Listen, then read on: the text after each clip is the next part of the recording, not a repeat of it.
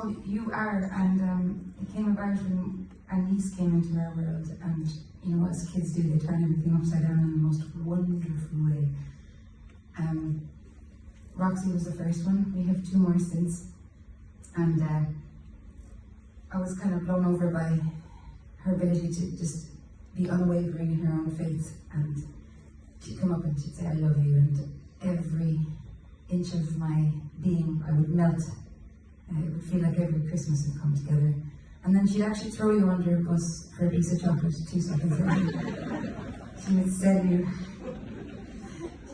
you for a button. And I love that it was true, you know, she did very much feel the love, but she would absolutely lock that door and send you packing.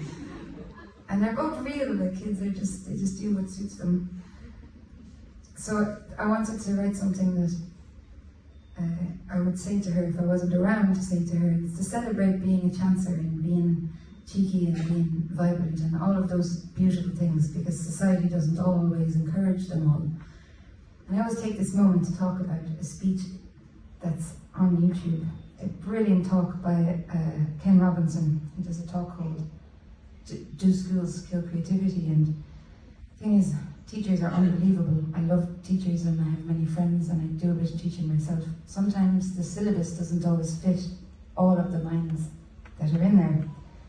And it's just an interesting conversation to have.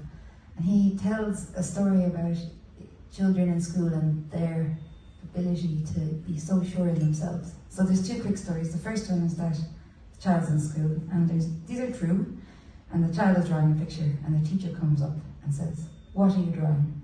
And the child says, "I'm drawing a picture of God." And the teacher says, "But nobody knows what God looks like." And the child says, "Well, they will in a minute." The other one, so that's a beautiful example of their unwavering faith in themselves.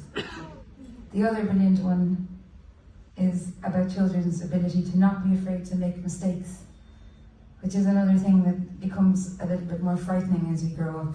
You know, we think we'll get chastised for them, but really mistakes are where a lot of good things happen. And there's 3 children, and they're all part of a nativity scene in the school play.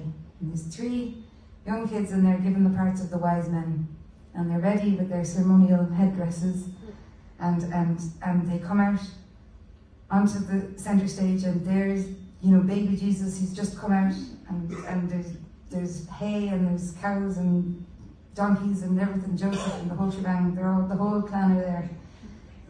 And the first child comes up and says, "I bring you gold."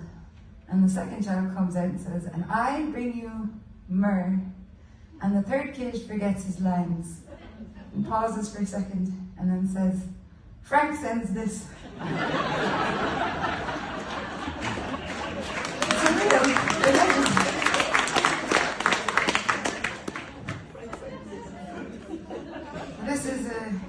This is a song called You Are, and it's for the inner child in every single one of you tonight, and for us, because I'd like to keep reminding us while we're at it.